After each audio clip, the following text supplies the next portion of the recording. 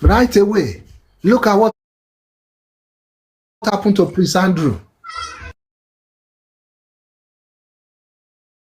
Because he kept on aligning himself with Jeffrey. He didn't even sympathize, no empathy at all between them. It is their own personal problem. Yes, this guy abused minor, is something personal. No, it's not personal. It is an atrocity. It's a public atrocity. It's something every well-meaning person should have called out. Everybody who has any form of decency in them. It's not something you harbor. It's not something you try to cover up. It's not something you try to diminish the importance. Like it's not that deep now. So if you cannot draw these boundaries, moral boundaries, if you cannot show that these are things you are against, that your morals will not permit you. If you speak up for people like this, if you try to defend them in private, yes, some people will not come out to do it. And you have lots of them online. People like yomi, fabiyi, you have them. They will try and tell you technically, but then, Baba Ijesha, we shall need to be careful. We shall need to look at the case very well. What are you saying? This guy confessed. We have CCTV footage. We have testimonies. We have other victims who came out. Minors, adults. From what I heard from Princess again, people who are even physically challenged. So he chose this guy as a serial predator. And you have somebody in an activist, Yomi Fabiyi, trying to defend him. Trying to say he was unjustly accused. Trying to say he was severely punished or he was unjustly punished.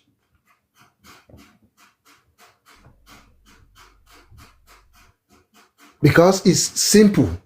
When you stand with the predators, when you stand with these abusers, it is simple. You are standing against the victims. There is no two ways about it. There's no middle ground there. There's no team neutral in this one. Just like there's no team neutral in justice for Mohbad. When you protect abusers, you are persecuting the abused. That one is simple. It's straightforward. There is nothing there is no mixing it up at all.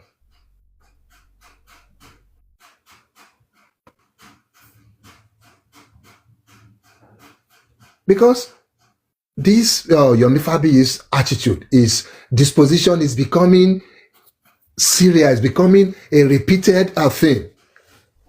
Any case you find him in now, you know that he will always side with abusers. Go and watch during this case of Baba Ijesha, nobody was spared from Yomi Fabiyi's attack. Yomi Fabiyi attacked everybody except the convicted Baba Ijesha. Every other person they collect for Yomi Fabiyi. Only this accused, now convicted, he was the only one who didn't get any attack from Yomi Fabiyi. The moment you say, show your coach Yomi Fabiyi is coming for you. Even when you're still thinking about it in your mind that because Baba Ijesha in your that Yomi Fabiyi has already dropped your own attack online. Once you just say it, you just go there online to see your own attack there. The same thing he did in Mohbad's case. People who call themselves activists, what they would do is try to support widows in that kind of case. A widow that is still navigating how griefs look like. Somebody who has not lost one husband before is still trying to balance like you have a child trying to understand how it is to be fatherless. A child who wake up sometimes in the middle of the night and say, where's daddy? A child who they are still teaching to say, oh, daddy's now in heaven.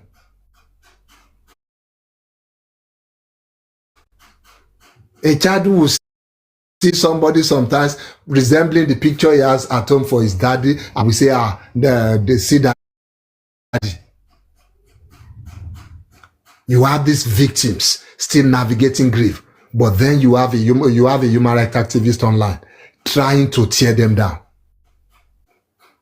waging war against them, waging war against their dignity. You call that one an activist. What it does is it will ignite hate against you. If you try to attack, if you try to defend yourself, or if you try to tell him what he's doing is wrong. Look at what he did with Princess, with Yabojo on that Baba Jesha's case. He came up with different stories. He has all these narratives, he has them already cooked up. He just keep throwing them out one after the other. He will ignite hate against you. That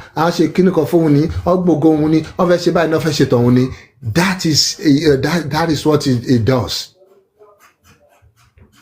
He will drag you from here to Jericho, drag you in the mud. He doesn't care. He doesn't care about the victim in this case anymore. For Yomi Fabiyi, it has become a fracas for him. He forgets that it's a real life tragedy. This is a real life situation here. Somebody's lives have been ruined.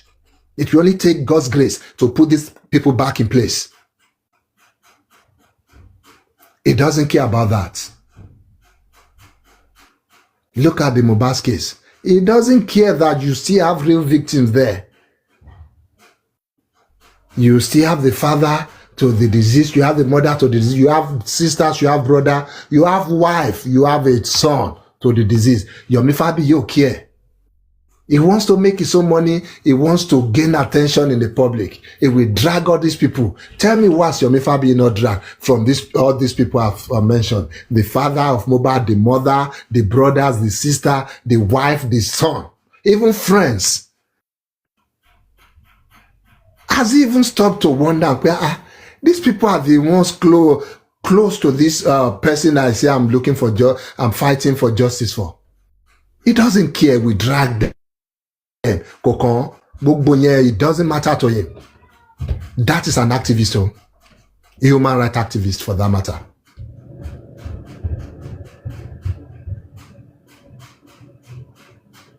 How can you say you want to defend people's human rights? You want to stand for the victim? How can you do it? How can you do it when you are weaponizing information or misinformation to say? When you dish out misinformation, somebody who has already served his own time, somebody who has been convicted, somebody who has accepted his place in the society, somebody who knows, I am now on the register of sexual abusers. Yes, now I have done this thing. Yes, maybe I still want to do it again, or I want to rehabilitate myself. He has accepted his fate. Actions here, actions here today, he has accepted his fate. But Yomi Fabiyi is now going about saying, no, he has been vindicated, he has been cleared, the appeal has been successful, this has happened, that has happened, trying to dish out misinformation there like early morning breakfast. How can he call himself an activist? How? Yellow man, just look for something. Look for another name to call yourself. Maybe I'll just let some of these things pass without responding or giving my own opinion on them. He keep behaving like he is the dry cleaner, he is the PR expert for all these people who are morally bankrupt, like Baba Ijesha. And come to think of it, maybe he would even have some ground to stand on if he has been commissioned by Baba Ijesha to do a PR for him or to do a dry cleaning job for him. I know that I would prefer to live a quiet life, at least for the next few months, away from social media wala again. I'm sure if you had given that one the choice, it would have chose to let me just be quiet for now. But Yomi Fabiyi said, no, you won't have rest. I'll bring this issue up. I don't know, maybe that one has offended him in a way. And he's trying to bring all this up so that will just continue getting bashed. Of course, he deserves it with his action, but at least he has served his time.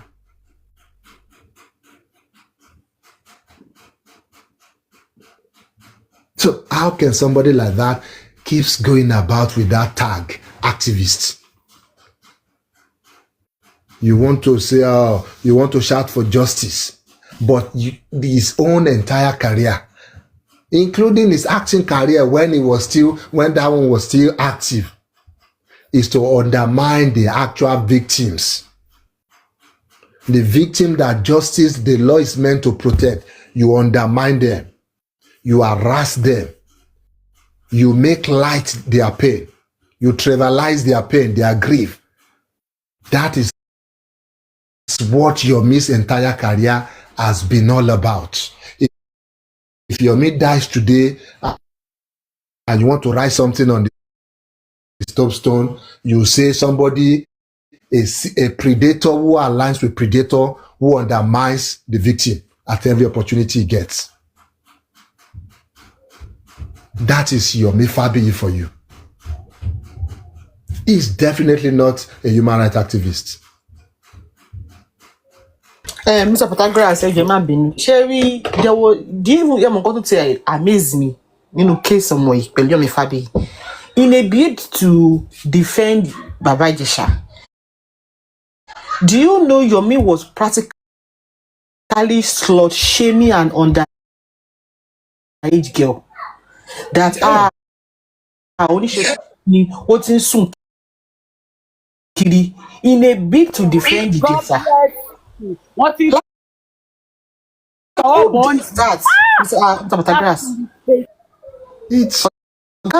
does that? It's shameful.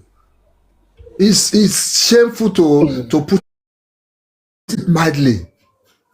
It's the behavior of a predator himself. It's what predators will do. It's what abuse. That is what abusers will say. That is what they will say. They will never be accountable. They will never take accountability for their own actions. They would rather somebody else take it. Anything aside myself. And that's what you see in Yomi Fabiyi. So people should watch him closely. They should watch his private actions closely. I can tell you for free, Yomi Fabiyi is not far from a predator. Yes, maybe people are not coming out now. Maybe people are not accusing him directly now. But I am sure if we put a torchlight in Yomi Fabiyi's private dealings, you will find dirty stuff there.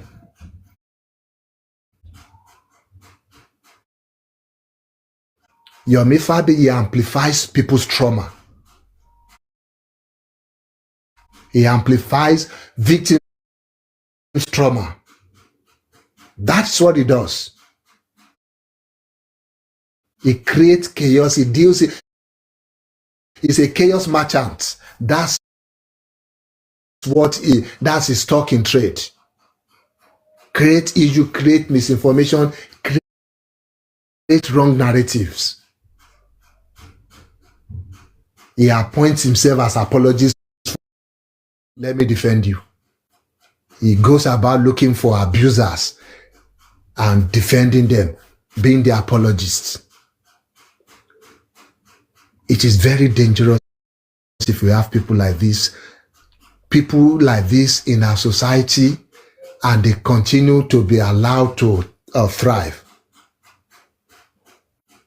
if we continue having this kind of voices in our society, in our midst, it is a very dangerous thing. It is a very dangerous thing. Because the truth there is this. For every stories you hear of survivors, of victims online, you have thousands of those you will never hear. For every victim of Baba Ijesha, you have, not to exaggerate, maybe tens or few more of other people's story, other victims we have not heard of this Baba Ijesha. Children, they get abused in silence. You have teenagers who have been groomed already. They are groomed into submission. Nothing they can say because of this kind of society. We have women who have been bullied to withdraw, like, you know what, just do it you want to do. And they take it as their fate. Even you have people, you have families that they are even afraid to speak. Oh, my Lord, drag online, you know. This one will go and do something for us, so we cannot speak up against these people. This is what will happen. We have it. Victims are terrified of, even they are terrified that they'll be slut shamed, they'll be bashed, they'll be harassed, they'll be bullied online publicly by people like Yomi Fabiyi. Exactly. Even Mr. Patagrass, even the said family of Baba Ijesha, they are not even doing as much as Yomi Fabiyi. Exactly. Because one now, yes. So how we victims, how are we going to overcome this kind of vices in our society when we have people like Yomi Fabiyi, who is ready to fight for abusers, who is ready to promote predators, who is ready to sing praises of convicted sexual offenders? How can the society thrive? Because more than the vices itself, having people like Yomi Fabiyi in the society speaking up, defending the actions of these abusers is more dangerous than the actions themselves.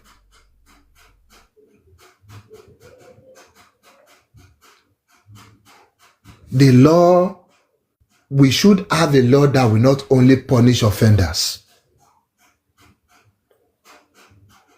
We should have a law that will protect survivors from intimidation from people like Yomi Fabiyi.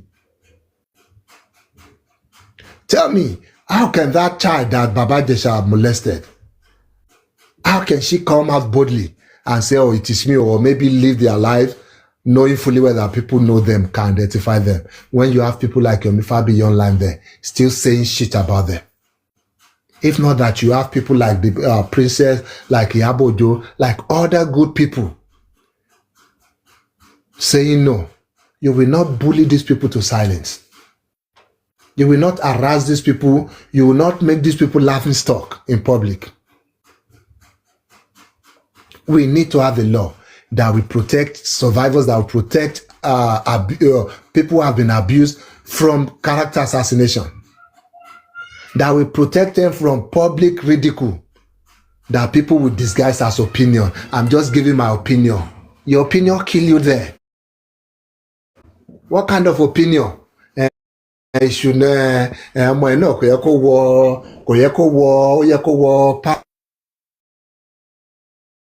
Àǹtí kò yẹ kó wọ aṣọ tó kéré bẹ́ẹ̀ yẹn, kò yẹ kó náà lọ jókòó sẹ́sẹ̀ àgbàlagbà, kò yẹ kó náà súnmọ́, and you call that opinion? That is ridiculing them. Being an adult comes with a responsibility. A minor, a child can be a child, they can act like a child. That you're an adult, you need to act that part. You need to know that some lines should not be crossed.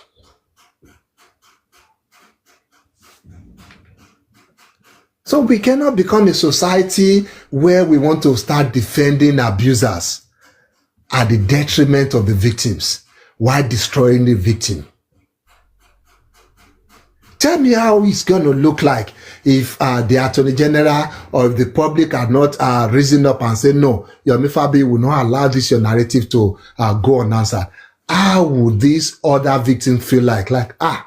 So what clear man loto? So maybe he didn't do it, or maybe we're the one exaggerating. Maybe we're the one who even wronged him. Those people will start to second guess themselves. In fact, I left social media yesterday because I was like, it was actually discharged and acquitted. My husband was like, go and read it now. You're a lawyer. I had to go and read the fight and everything because I was like, I was not second guessing, like, what para money load. You get what I'm saying? I was so annoyed. I just left social media. Social media. What the heck? And so many people like that.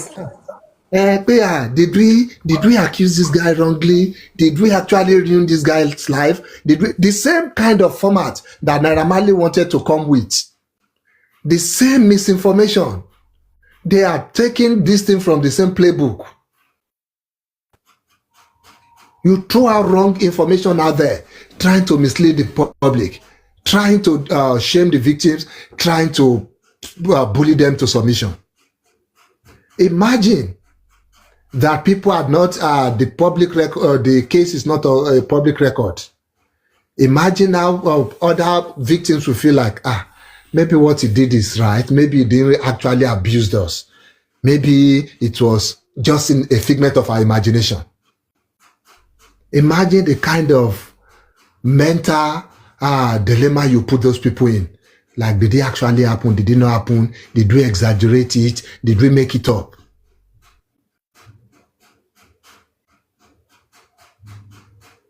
Yes, why we don't have laws for that yet. But people like Yomi Fabiyi, with his position on cases like this, it should be behind bars. That's where it belongs. Yomi Fabiyi doesn't belong in the society of people who are still of sound mind.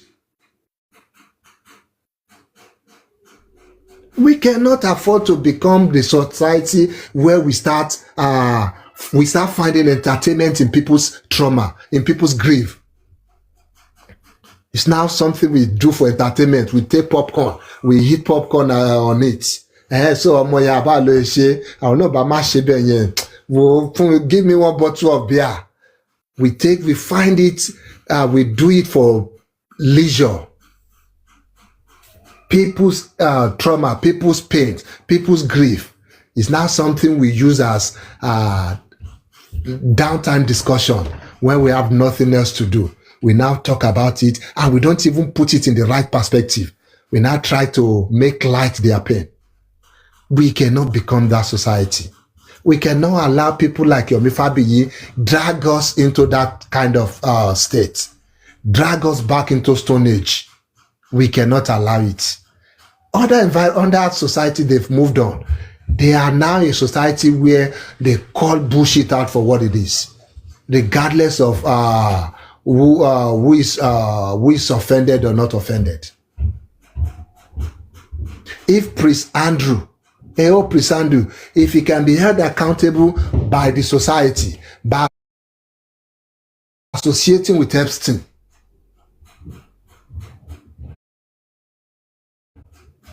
then we should be calling Yomi Fabiyi out for enabling this kind of harmful behavior, harmful narrative.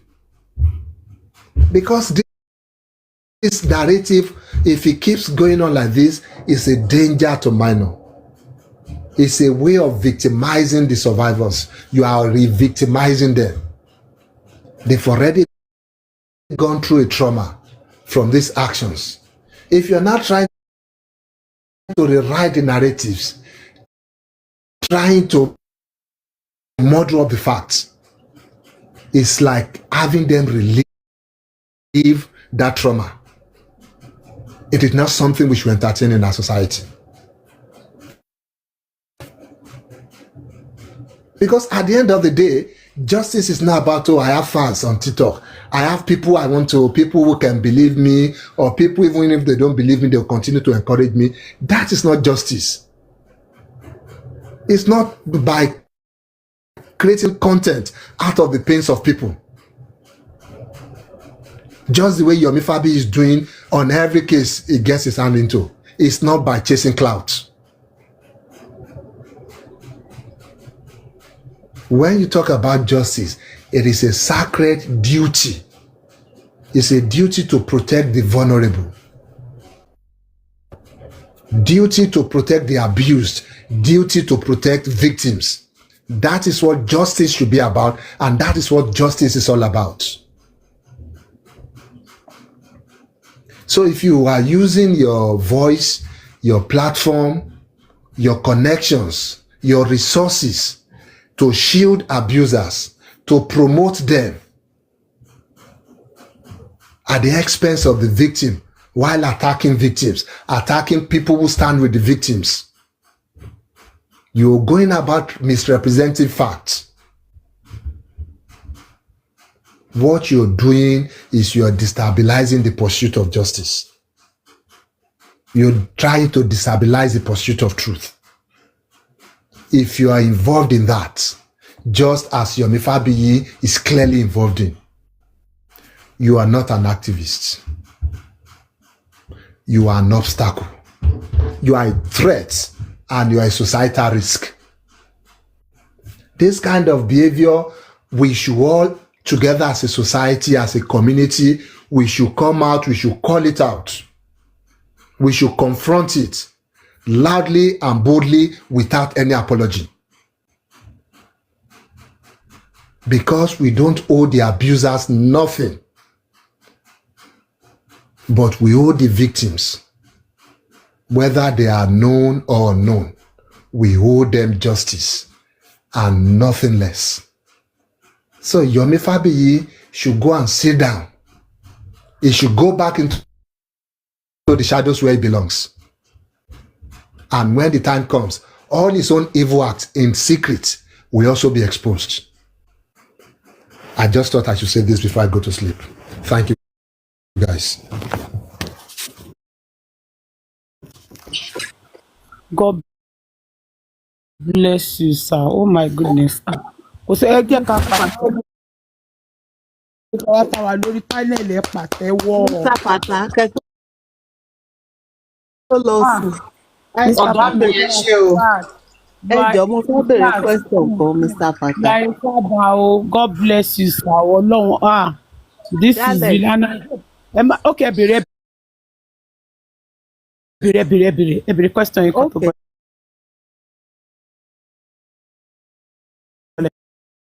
Okay. So no. That just one victim doesn't speak for all victims. No, they are different individuals. Ó máa tún lọ again and again and again. Yeah. If it's a different crime, not connected, it can go. Okay. If it's a completely different crime. So it's only double jeopardy only comes to play when it's the same crime or has the same element.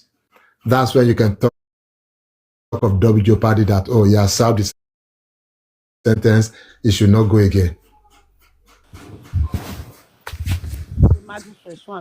Record the fún àwọn tí wọ́n fi tí wọ́n àbálẹ̀bọ̀.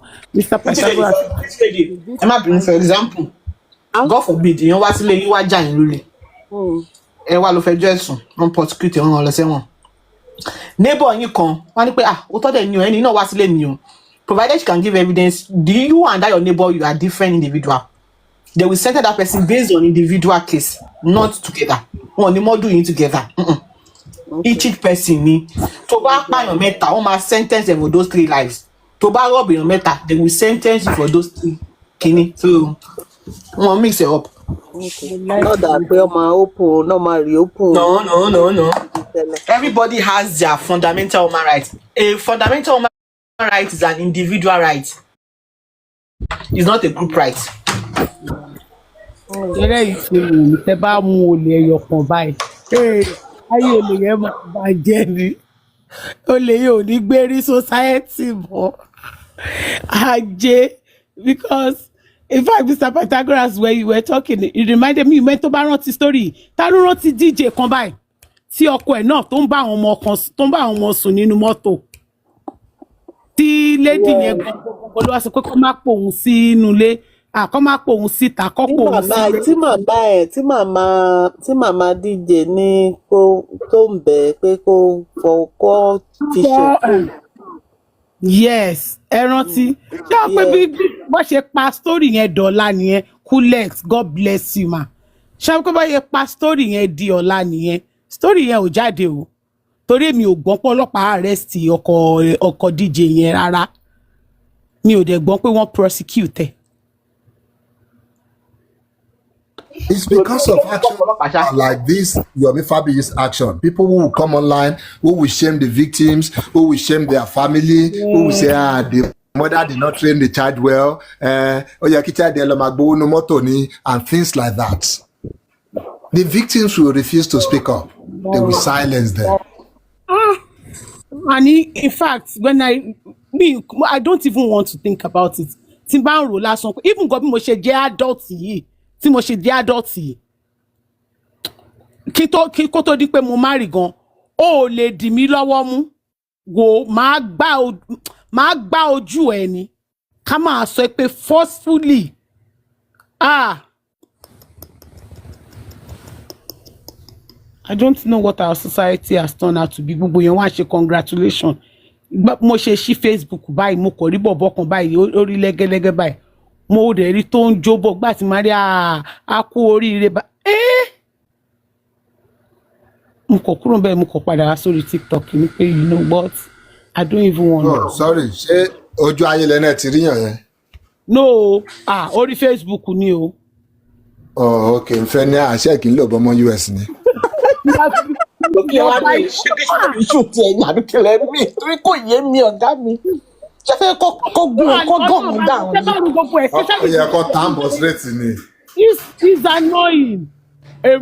Ọlọ́ọ̀bá ń gbọ́ ojú kéèyàn fún wọn Yomi tó yẹ pé bí mo ṣe máa ń wò bẹ́ẹ̀ ni pé kí n kí ọwọ́ bọnú fóònù báyìí kí n fà jáde ni pé ṣó lórí burúkú ni ẹ̀. And the way this guy talk kó máa sọ̀rọ̀ bí ẹni tó ní diarrhea lẹ́nu ni kò mọ ọmọdé kò mọ àgbàlagbà a tún máa sọ pé ìwọ tó ti tọwọ́ bọ̀ lídìí ìwọ ọmọ tó yẹ pọ́nṣẹ̀ ṣe kinní kan fún how can you sleep at night saying that. Ọlọ́run á jẹ́ kírú ẹ̀ ṣẹlẹ̀ sáwọn ọmọ ẹ̀.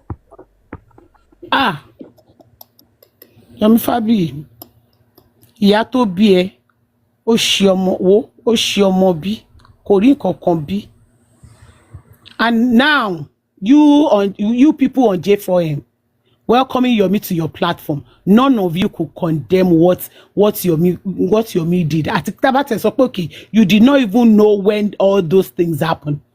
But now that the Baba Ijesha was finished his sentence and came out, you guys cannot question him. How did you find yourself in that? Okay, because we don't even know you from the get-go. But now this guy is out. We heard that he did this. Ẹ má bínú oṣù bí mi. Ẹ má gbàgbé. Ṣé ẹ má tètè gbàgbé nǹkan ni?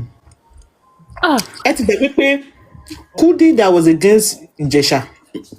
Ìgbà tó wà tí Yomi jọ collabo lórí J4M. Ó justify Ijesha. Ó tọrọ lẹ́sọ bẹ̀ni. Ó tọrọ lẹ́sọ. Ọlọ́run má jẹ́ káwọn ọmọ wa ṣe alágbàkó pàdé irú àwọn èèyàn játijàti. Mo máa ń sọ kinní kan sẹ́ Ọlọ́run bá mi ò gbàdúrà kó má ṣe mi o. Mi ò gbàdúrà ìgbà mi Ọlọ́run bá ń gbọ́ tí n bá rántí gbogbo kinní ìgbà mi máa ní Ọlọ́run kí ló tí mo ṣe ti dúró lórí ọkùnrin méjì. Kí ló tí mo ṣe ti dúró because it's just so traumatizing thinking about it lásán orí mi máa ń lago ni. Ẹnìkan abọ́mọ mi dán àfi kí n má mọ̀ kọ́ ti gbẹ́ni ẹ lọ police station kí tó débẹ̀. Torí máa pa Ọlọ́run ajé máa dúró tì máa dúró tì máa ṣe ẹṣọ ọmọ ọlọ́mọ bó ṣe. I felt so bad for Princess that year woman yẹn Ọlọ́run àánú ẹ̀ ṣe mí okay Princess okay ó fẹ́ di wèrè tán gbà yẹn ni tí di ọtí ìwà bọ́sítà tó dẹ̀ wà ń sọ̀rọ̀ ó dẹ̀ sọ ní irú Ìyábọ̀ yẹn náà sìn ó ṣe sí mi gbogbo ìgbà yẹn o mo kàn tiẹ̀ wo ni ẹ tó bá tiẹ̀ tún ṣe sí mi sìn mi ò tẹ̀ nílé mi ò ṣe nígbà tí kìíní àwọn obìnrin kan dẹ̀ ń gorí platform Yomi lẹ́nu wọ́n dẹ̀ sọ pé oh Mr. Yomi we want to say thank you for all you did what you did for Baba Ijesha now that Baba Ijesha is out thank you so much ìkànnì kó jẹ́ káwọn jọ pàdé ìyẹn àwọn ọkùnrin kan àwọn máa mí tẹ̀ ó ṣe kíní kan kìíní ìkan béèrè lọ́wọ́ ìkan ní àwọn ó pé òun pé bóyá advert làwọn fẹ́ gbé fún Baba Ijesha ń gbà yẹn kí gbogbo kíní tó ṣẹlẹ̀ pé so bó ṣe wá ṣẹlẹ̀ tán àwọn ò rí gbé fún mọ́ pé bọ̀tàn òun kọ́kọ́ fẹ́ béèrè ni pé báwo ni mental health ẹ̀ pé ṣé mental health Baba Ijesha wà stable náà káwọn tó continue láti máa sọ díìlì yẹn lọ. irọ́ náà pa kò sí díìlì kankan yẹn náà ó ń pọ̀nra ẹ̀ lé ni. bí o ti no even if tó bá pọn rẹ̀ ṣó yẹ kó bọ́ àwọn olùfẹ́ gbé díìlì fún irú èèyàn bẹ́ẹ̀ ọjà wọn máa dòkúta.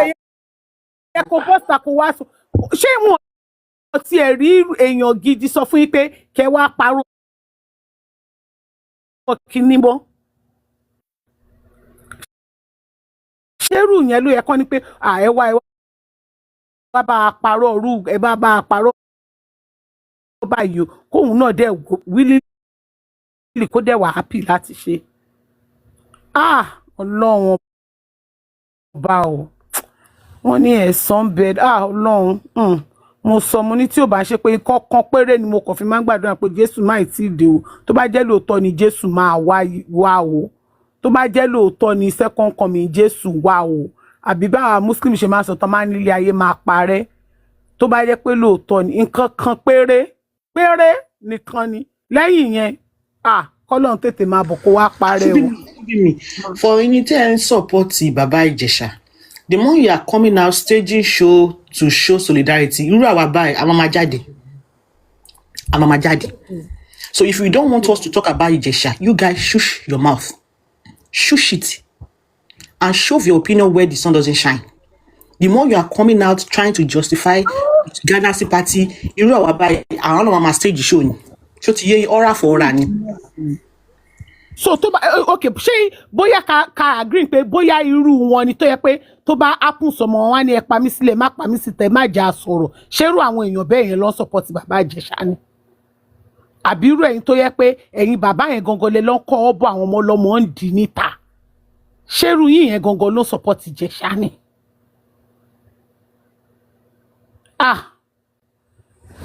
ẹ jọ̀ọ́ Ọlọ́run Ọlọ́run wọ́n nítorí pé ká ní princess lọ́jọ́ náà lọ́hùn ká ló ti mú ó ti gùn pa ni ó ti gun yànnàyànnà gbogbo ẹjọ́ táwa gan ròyìn sí ní máa rò mọ́ remembrance ẹ̀ làwọn tó bá mọ̀ máa ṣe fún. ṣùgbọ́n ẹ̀jẹ̀ fi bí sílẹ̀ so ẹ̀ ń sọ pé kí princess enough is enough ẹ̀yin náà ẹ̀ sọ fún Yomi Fabiyi àtàwọn sympathizer Baba Ijesha enough is enough. ẹ túbọ̀ kọ sí Yomi sọ lánàá ní bẹ̀nẹ̀ ó ní bóyá torí ẹ̀ lọ́lọ́run ò ṣe dá lọ́hùn ni ò ṣe bímọ ipe kò lè ṣe Yomi ó sọ bẹ́ẹ̀ Ọlọ́run imagine ó sọ bẹ́ẹ̀ nìyí Yomi ó máa rí ìbínú Ọlọ́run olórí burúkú ni Yomi ó máa rí ìbínú Ọlọ́run ó ní bóyá torí ẹ̀ lọ́lọ́run ó ti gbé èṣù mi. òun ẹ̀ṣẹ̀ ti rí bẹ̀nẹ̀ wọ́n ní yes he said it ó sọ lé ní. lè parọ́ náà ṣe fẹ́ parọ́ mọ́ ni. Yomi ogún ọmọ òótọ́ lọ́hùn pa níṣẹ́jú kan kò wo ó rántí abatí ẹ̀ mọ́ pé bàbá yẹn àbí ìyá ẹ̀ nígbà yẹn nínú múfì ta òun gbà yẹn ìyá ẹ̀ ló fi wọ́n dájọ́ ó rántí kọ́lé gbowó bímọ mẹ́jọ òyìnbó yìí fi dájọ́ ará ìlú onígbà sórí bí òyìnbó yìí ṣe fi gbogbo àwọn ọmọ kọ́lédowó tó fi wọ́n dájọ́ tí kò kù kankan mọ́ fún kọ́lédowó ìwọ oní méjì ẹyọ kan tiẹ̀ ti gbé tiẹ̀ sá lọ fún ẹ pátápátá. bí mi ṣe báwa tẹ̀ ti gbọ́ ibi tí àwọn ọmọ only child ń kú lọ́jọ́ graduation ilé ayé láti gbọ́. lady kankan ni ìmọ̀ kankan tó bá rántí story yẹn Canada ni lady yẹn wà wọ́n ní pé all accident ọmọ mẹ́tẹ̀ẹ̀ta pátápátá ló kú nínú mọ́tò. ìgbà tó drive ní mọ́tò ẹ̀ wá swerve láyé ìgbà snow lórí snow. ẹ lè imagine ìwọ tó wá gbé ọkàn rẹ because mi ò lè ka mẹ́tọ́ mi yẹn mi ò lè ka mọ́ mọ́ ẹ torí ìwọ gan sọ tó ń sunkún olórí burúkú lórí Instagram jọ yẹn pé ìyá mẹ́tọ́ mi ò jẹ́ kó rí kó tiẹ̀ mọ bọ́mọ yẹn ṣe ni pé bọ́ tó mọ kó ti dàgbà ń sìn but kò jẹ́ kó rí ìyẹn gbé ọmọ ẹ tẹ bá rí wúmà yẹn go bí ọba béèrè lọ wúmà yẹn Ọlọ́run ló mọ̀ bóyá Yomi ti ó ti kì í kábọ ọmọ ọlọ́mọ fúrò ló ti gbé. ibi tó wù tí ò bá gbé ọmọ yẹn lọ gbogbo èpè tí ó ń ṣẹ́ fún Yomi kò sí bí ò ṣe ní já kankan nú àwọn ọmọ ẹ̀ náà. ẹ wo gbogbo atrocity tí Yomi tó ń kọ. bàbá sùwé dànù ni àwọn wo ló ṣe mọ́ tó bá máa sọ lórí burúkú ẹ̀ wá ní owó ọmọ èbúté mẹ́ta owó ọmọ èbúté mẹ́ta níbo irú ẹ̀ ní èbúté mẹ́ta wọ́n máa gbá ẹ kiri wọ́n máa sọ́gun ẹ kiri ni ìwọ tó lùkùn pò rìdì ṣebí justice of Mohbad ló fún ẹ láyé jẹ tó fi lè sọ̀rọ̀ Yomi ibẹ̀ ni ẹ òòrí bọ́rọ̀ ṣe máa jáde lẹ́nu ẹ̀ ní òòrí bó ṣe máa sọ̀rọ̀ ní ibi àdàtọ̀ wàá máa ṣẹ́jú pẹ̀rẹ̀pẹ̀rẹ̀pẹ̀rẹ̀ ìpín á ti kún lójú ẹ̀ ọwọ́ ẹ̀ gbogbo ọmọ ọ̀ka ẹ̀ ó dàbí ọwọ́ òtórí tòrò máa gbé bó ṣe rí nìyẹn bí àwọn ọmọ ọ̀ka ẹ̀ ṣe rí nìyẹn ọwọ́ òtórí tòrò máa gbé olóbùkú orí káùchù lọ tún fi ẹlẹ́sìn kó máa sùn ẹ wo èyí tẹ̀ ń bá Yomi gbélé wo no justice for you o bẹ́ẹ̀ bá lọ fi ọmọ yín lẹ̀ pẹ̀lú Yomi ńlẹ́ pẹ́rẹ́ tó ti kàbọ̀ ọmọ yín dì torí orí yín ò pé ẹ̀gbọ́n pọ́ sọ́pọ́tì bàbá Ìjẹ̀ṣà ẹ wá fi ọmọ lẹ̀ bẹ́ẹ̀ lọ sùn lálẹ́ pẹ́rẹ́ Yomi á sneak wọnú yàrá àwọn ọmọ yín ẹ jẹ́jẹ́ kó rí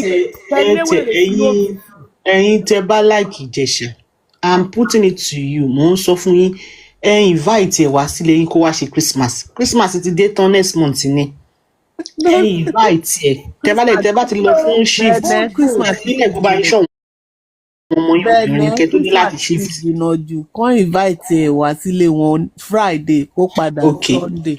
ṣe báwọn kan ló invite ẹ sílé wọn yìí Ọlọ́run ọba lọ́jọ́ ènì mo bẹ́ẹ̀ ni Ọlọ́run jẹ́ orú oore tí Yomi ń ṣe tí bàbá Ìjẹ̀ṣà ṣe ọmọ princess irú oore yẹn jẹ́ kó ṣe fún kí Yomi náà ṣe fún àwọn ọmọ tiwọn náà kọ́ lè bọ́ sáwá fẹnu wọn dúpẹ́ torí olóbùkún yín ẹni tí ò yẹ kẹ́ máa rí láàrin àwùjọ tó yẹ kẹ́ lé dànù I don't know how you mi ò mọ báwọn èèyàn ṣe máa ṣe nǹkan èèyàn bẹ́ẹ̀ yẹn ó wá ẹ̀ ń gbà sílé ṣó yẹ kẹ́ gbarú ẹ̀ sílé etí yín dùn yín àbí etí yín fọ́ ẹ gbọ́ gbogbo nǹkan tó ń ṣe títí kan ọmọ ọdún méjì. ànídé ìṣúbí mi ọmọ ọdún méjì. ẹ mọ̀ pé nílùú òyìnbó yìí even tí ọba fẹ́ mú èèyàn tó yẹ pé ó máa ń ṣe kinní fún ọmọ kékeré ẹ̀ mọ́kàn tó máa ń ṣe ni ìgbà mi wọ́n á fi àwọn ọmọ kékeré wọ́n á fi dẹ trap fún wọn ní UK táwa yìí ẹ̀yin wọ́n sọ pé wọ́n sọ pé wọ́n sẹ́ẹ̀tì. kí ló máa ń ṣe ṣé ìrántí pé mo ti ṣe bẹ̀nẹ̀ sí ìgbàgbà tí mò ń ṣó YouTube fídíò ẹ̀ lórí ọ̀dọ̀ MSNBC ní channel tó máa ń ṣe lọ́dọ̀ wa báyìí fídíò tó máa ń pè wọ́n. okay ẹ wọ́n sọ pé wọ́n sẹ́ẹ̀tì up if you are not a pedo kò sí amount of manipulation or settle you won't fall for it. láyé you will never. Kí akẹ́lẹ́ wọn sọ pé kó ṣì lọ kúrò nọ́sẹ̀nsì olélè tó máa ti pe princess pé wá bá ọmọ ẹ̀ sọ̀rọ̀ kó má bá mi ṣerú nǹkan báyẹn mọ́ láyé ẹ̀. ló bùkún kan tó ti ń ṣe tó ti dùn mọ́ irú odidi ẹ sábọ́ọ̀dù arúgbó tó tún lọ yọ kóòtì orípáyé ẹ̀ ti bàjẹ́. nǹkan tó ṣe níbi tó wà lọ́hùn tí ìyá yẹn tún wá ṣàánú ẹ̀ tí yẹn tún wá gbé wálé pé tó bá ti wá di láàárọ̀ o kó lọ mú tírèènì bí bọ́ọ̀sì ni o kó padà lọ síbi tí o ti ń bọ̀ o kó sùn sàlẹ̀ wèrè tẹ̀tù gùnkè ẹ dúró ná ṣé ká ní sàlẹ̀ yàrá sí yàrá nísì á ní bóyá ó fẹ́ lọ tọ̀ ó ṣe mistakenly ṣílẹ̀kùn yàrá ibi tí màmá yẹn wà bọ̀ tó gùnkè láti ìsàlẹ̀ ó gùnkè lọ sókè. ìjọba ibẹ̀ ṣọ́ra yóò tọ́lẹ̀tì wọ́n wà lókè ni Tọ́lẹ̀tì òkè ló fẹ́ lò ní. Tọ́lẹ̀tì òkè ló fẹ́ lọ lò. Olóbùkún. Ó wá ṣìrọ̀rọ̀. Alex, ìyá ẹ̀ dẹ̀ sọ pé nǹkan tó àlàbẹ̀ ò dáa. Ó ní okó burúkú. Ìyá sábọ̀dù ní okó burúkú ló wà lábẹ́ wèrè. Olóhùn bá pariwo lé pé kó lórí burúkú ni ẹ ní. Ẹ wá okay, Mọ́mí Stephanie, ẹ wá imagine wípé irú nǹkan burúkú yẹn ló lórí burúkú lọ ti bọmọ ọlọ́mọ lára. Òun náà ló ti ṣe bá ọ ní ọmọ yẹn 7 years ago pé ó ti kì í bọ̀ lára náà. Wọn kì í wò pé àwọn ọmọ ọmọdé ni nǹkan tó bá ń wọ́rí èmi ni pé how can you be safe kí ọmọ kékeré fi tó máa wà attracted to you? Báwo ló ṣe lè rí bẹ́ẹ̀? Kí ló ṣẹlẹ̀? Mami Stephanie, I remember there was a time Ijesha did wedding with a Samsung manager. Mo wà investing buying a long time ago. Ẹ̀yin tẹ́ ń support Ijesha, ṣe béèrè pé that particular lady kí ló dé tó fi Ijesha lẹ̀? That wedding wọ́n ṣe ní Ìkẹjà, I will never forget. Ọba ìyá mi sí sọ̀rọ̀. Ṣé mo sọ? Ẹ wò ó, ṣé mo sọ àbí mi sọ? Ẹ sọ bẹ́ẹ̀. Ẹ jọ̀ọ́ nítorí ọlọ́ṣẹ́ rí ẹ jẹ́ ká sọ fọ́lọ́run ẹ̀bùn tó fún kálukú. Ká develop spiritually instinct mi kò rán gìrì láyé. Láti secondary school tí n bá fẹ́ pick side mi ìlú sírí o.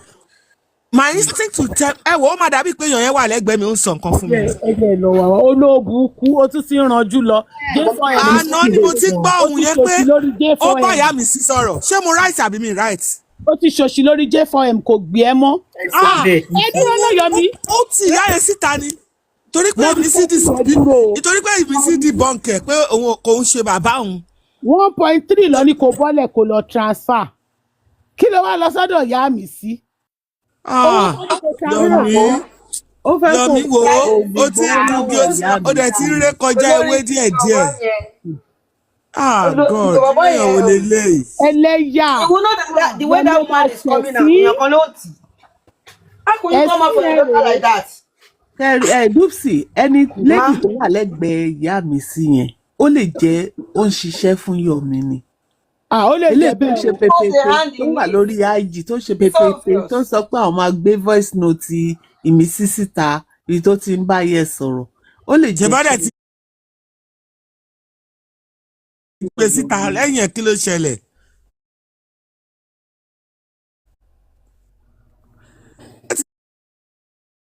Ti gbé síta náà tọmọ yẹn ní ṣé ìyá ń fẹ́ kó lọ. One.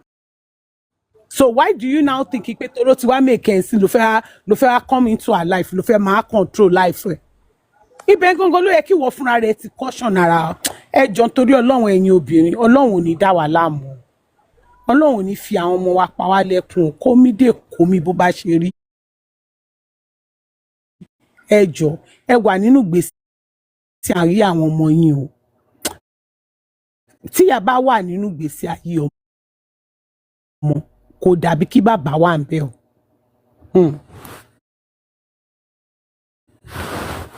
Ẹ jọ̀ọ́ ṣùgbọ́n mi fẹ́ béèrè question kan. Ìyá mi sí n kò fẹ́ béèrè question kan, I don't understand. When does social media become a ground for settlement? Family social media ni. Ẹ mọ̀ pé Josie ti lé president sílẹ̀. Father-in-law wa ni. Ẹ mọ̀ pé Josie ti lé president sílẹ̀. Ó ti lé, I agree, absolutely I agree. To start with, me, I'm not a BB something fan, but when we see the truth, we should say it the way it is. Maybe you tell a BB, she BBN, I don't follow it. But from the little I know, this girl is just starting a career. Ṣé gbogbo yìí tí ìwọ ìyá ìmísí ń ṣe, ṣó fẹ́ fi bà brand ẹ̀ jẹ́ ni? Àbí ṣó fẹ́ fi tún ṣe? Because if you love your child, I think you will be looking forward for her well-being, looking out for her well-being, for her growth. Fún àtọmọdé yín lẹ́nu. Fúnkẹ́ ó ní intention láti acknowledge mi sí side ẹ̀ bó ti mú ẹlòmíì sí. Ẹlòmíì ló recognize sí. and I'm sure torí drama yẹn ni ṣé mo pé Fúnkẹ́ ò fẹ́ wàhálà. I'm telling you. àti pé bẹ̀ẹ̀nẹ̀ ó dàbí pé tí màá ṣe ọlá àwọn ọmọ mi tí mo rò mọ́ yín lára ó yẹ kí n lu ṣégè sí yín lálẹ́ pẹ̀lú nǹkan tẹ̀ ń sọ yìí. ṣé ẹ tí ì lọ gbọ́ gbogbo nǹkan tí ìyá mi sì sọ lọ́dọ̀ ọkọ àwọn single mother? Ẹ wo inú bí mi tẹ́lẹ̀ listen to it. I was pissed. ó lóun fẹ́ bá ayé ẹ̀ débi tó lápẹ̀rẹ̀. Irọ́ mi ó bá ọmọ ẹ̀ lérí. Ó mà tún bẹ́ẹ̀ náà ni. Ó ń bẹ ni tó wọn lẹ́yìn ìgbà tó bẹ tán yẹn bísí lady mà lẹ́yìn ìgbà tí wọ́n bẹ tán yẹn ló tún kó gbogbo voice note yẹn jáde ló sẹ̀ǹdẹ̀ sí wọn o. ó máa gà báyìí wọ lọ ẹni tó gbé oyún ẹ̀ fóṣù mẹ́sàn-án why. ó ní kò ń ṣe mí sí ló yẹ kó win. ó ní sọ̀rọ̀ mo gbọ́ yẹn. ó ní ọlákòwò gbàdúrà. káwọn èèyàn má bú wọn pé òun pera òun ní Christian òun tún ń tojúlé èyí tó ń gbé gbogbo nǹkan tó ń jáde lóru gbogbo òrìn tó ń rìn gbogbo nǹkan tó ń ṣe pé kó lè win. irọ́ ló pa irọ́ ni gbogbo ẹ̀. ẹ wo woman tó sọ pé òun gbé mi mọ ẹni tó bá ti dé èbúté mẹ́ta rí mi mọ ẹni tó bá ti Èkó èbúté mẹ́ta bí àwọn èèyàn mẹ́rin jáde láti èbúté mẹ́ta tó wá sọ pé rán ni woman yẹn ń pa o. ṣọ́sádùn nǹkan bẹ́ẹ̀ yẹn ni. wọ́n ní Bàbá ní street ní Apapa road. ọ̀rọ̀ yẹn ti pọ̀ jù. ní Apapa road. ó tún ní bàbá ọmọ yẹn ó fẹ́ fi òun ṣègùn. wèrè kan náà tún wà lẹ́gbẹ̀ẹ́ pé bóyá ìyá òun ló wò sàn ìyá òun God. ẹ mọ nǹkan tó wọ́n ní nǹkan tó bẹ̀rẹ̀ kínní mi ìmọ̀ nǹkan tó rí lè bẹ̀rẹ̀ o but regardless of whatever tí o bá bẹ̀rẹ̀ ìyá wọ́n ní pé ọlá pé ìyá ọmọ yẹn ló tọ́ wọ́n ní kí ló ṣe ó dẹ̀ ṣe nǹkan fún ìyá yẹn ni o. ó gbalẹ̀ fún. bóyá ó ra nǹkan fún ìyá yẹn bó ṣe kínní wọ́n níbi tí ìyá ìsìsì bẹ̀rẹ̀ pẹ̀lú mi sí nìyẹn o. ó sọ bẹ́ẹ̀ èmi náà gbọ́ yẹn. ìyá ló rẹ́ǹtì ilé fún màmá yẹn.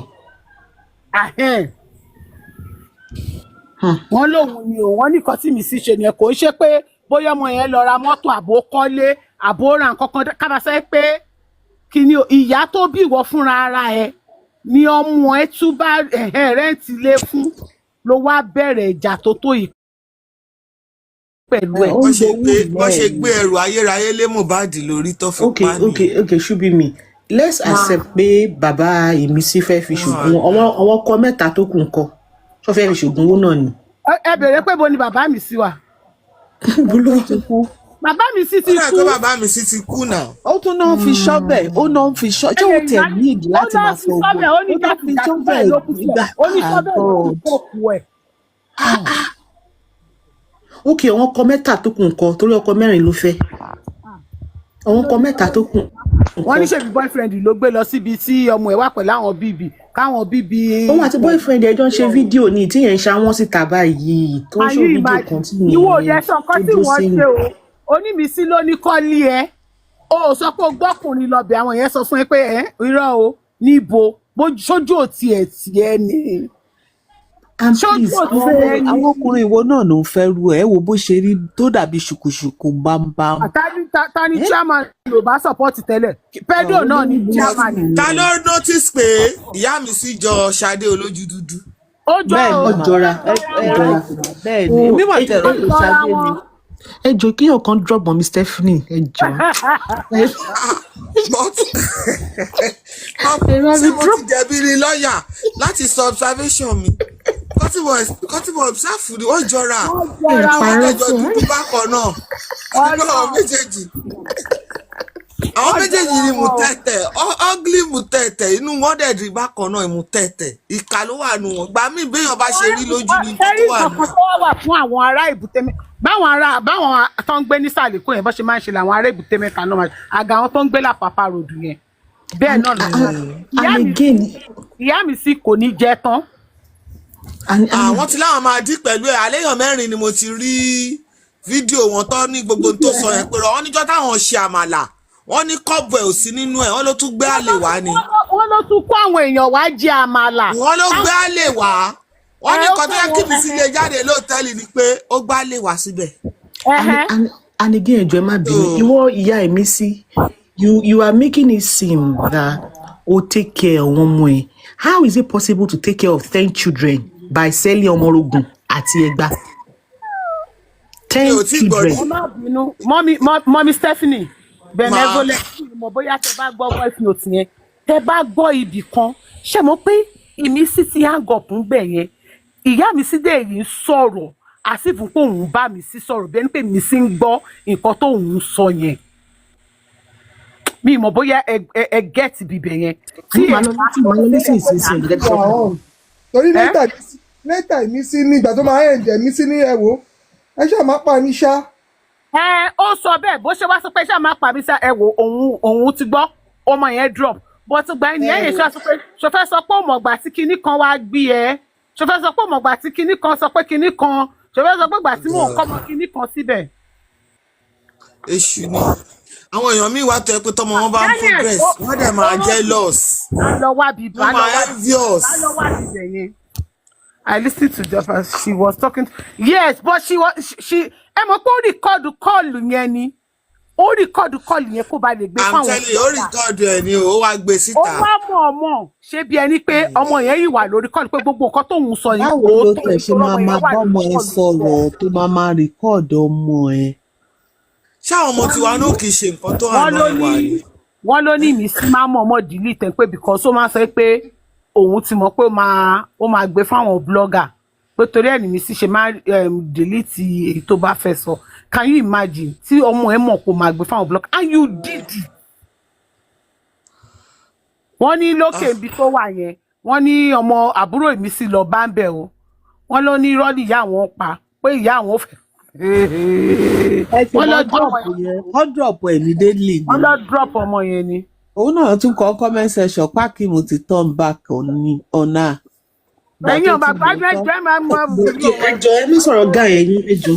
Just forget about that guy. Ọlọ́run máa fún àwọn òfin Ọlọ́run. Ó ṣe ọkọ. Thank you. I don't even like talking about it, abeg, because the way you handle that issue is, I don't know. It's not just that issue. Èmi ò máa wọ ẹ má jẹ alọbẹ. Ẹ mẹ́nu kúrò bẹ́ẹ̀ jọ. So bó ṣe ń sọ lọ, ìyá Ìmísí, you cannot tell me that you gave Ìmísí a good quality care by having 10 children. Ibo ló fẹ́ kó sí. Dangote gun bí mẹ́wàá, Ọ̀tẹ́dọ́lá gun bí mẹ́wàá. Emefeli àbí kíló Elúmelu gun bí 10. So ṣé ọmọrogùn tó ń tà àti iṣẹ́ wòlíì tó náà ń ṣe alias Poor Grace ṣé yẹn ló fi tán ọmọ mẹ́wàá? Wòlíì bára Ọlọ́run àbí báwo ló ṣe sọ Yorùbá yẹn mí ẹ̀jẹ̀ ta ló mọ bó ṣe sọ Yorùbá yẹn bára oníbàárà Ọlọ́run sọ ní ẹ̀ka òun mi ni. Da British ló mọ Yorùbá yẹn sọ. Mi ti ẹ̀rí green light tí wọ́n gan lé ní rárá. And you are trying to undermine a story about being abused. Ni mo ti rí àwọn èèyàn tó bí ọmọ púpọ̀ bẹ́ẹ̀ yẹn. Growing up ni mo ti rí àwọn dáàdì mi nílé kan ní Òṣòdì. Ibo nìkan ló gbà sí gbogbo ibẹ̀. Àwọn yẹn máa ń bímọ gan-an and to the glory of God gbogbo àwọn ọmọ yẹn ló yàn lọ́yànjú lé ní o. Àwọn yẹn wọ́n yanjú o gbogbo wọn o.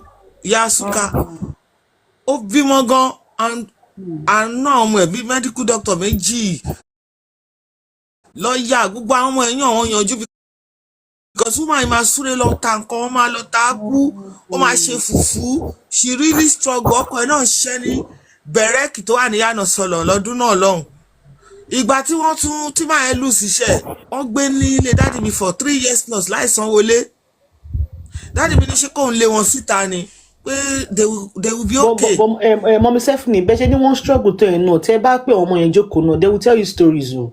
I'm telling you they will that's why I say I'm not an advocate of having too much children that you can keep after. Exactly, me too. I will never support it. I'm not an advocate of it.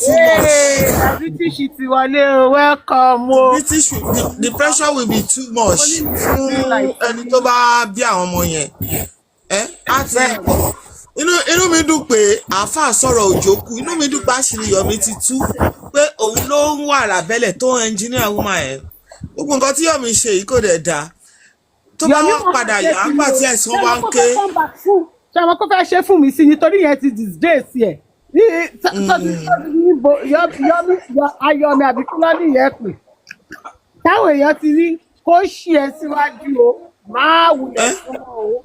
ìkànnì bọ̀ yẹn ìkànnì bọ̀ Yomi yẹn ìwà tó dẹ̀ ń wò dẹ̀ dáa ó dẹ̀ máa kẹsàn-án lágbára Ọlọ́run. ìmísí tèmi bá fẹ́ advice ẹ̀ place your mother on a salary nǹkan tágbára ẹ bá ká kó dẹ̀ ṣá blocking keep her at length.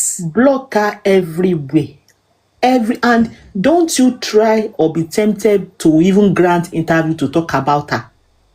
Kó máa sunkún kiri má ever reply pé wọ́n máa debunk it's not like that my dear it's too early for your brand look at just keep moving forward kò ṣe gbogbo ajá tó bá ń gbó ni o máa ń sọkù sí or else you won't get to your destination place her on a salary bó jẹ́ 100,000 lágbára bó jẹ́ one no do pass your power lean on me ò ṣe pé press me down bó jẹ́ 100,000 bó jẹ́ 50 place her kó dẹ̀ ṣá blocking normalize cutting off toxic family members tó bá jẹ́ pé ìyá ẹ̀ ló ní ẹ́ lára ṣá blocking bàbá ẹ̀ ṣá blocking èmi mò ń sọ̀rọ̀ mi I'm speaking for myself o I'm not of the school of thought because somebody is a parent they have the right to inflict pain on you no they don't have that right. olówó tó kó fóun yẹn ó ní 2 years gan lòun ò fẹ́ fọwọ́ kan owó yẹn ó tún ṣàlàyé bẹ́ẹ̀ fún but ẹjọ́ torí Ọlọ́run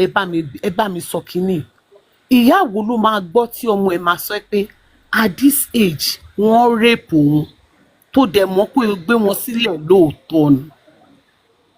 Now instead of you to now call that your daughter kó wá sunkún kó bẹ́ẹ̀ kó ní kó má bínú pé ò mọ̀ pé irú nǹkan tó bẹ́ẹ̀ yẹn ṣẹlẹ̀ sí you now say that mo pe màámi mo ní màámi ṣé irú nǹkan bẹ́ẹ̀ yẹn ṣẹlẹ̀ màmá òun sọ pé kò ṣẹlẹ̀ báwo ni màmá ẹ ṣe fẹ́ mọ̀ bóyá ó ṣẹlẹ̀ àbí ò ṣẹlẹ̀ àwọn tó wá mọ̀ ipò ṣẹlẹ̀ àwọn yẹn ti bọ́ síta sọ̀rọ̀ pé lóòótọ́ lọ rèpọ̀ TikTok má bínú pé lóòótọ́ lọ ṣe bẹ́ẹ̀ yẹn fọmọ yẹn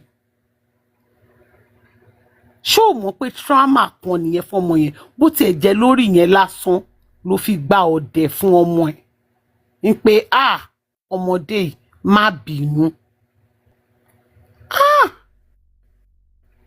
trauma ayérayé òun ni wàláì gbogbo èyí tó ń ṣe gbogbo nọ́sẹ̀sì tó ń ṣe yìí you don't need it tí ọmọ yẹn bá ru ẹyọ kan yẹn lásán gan.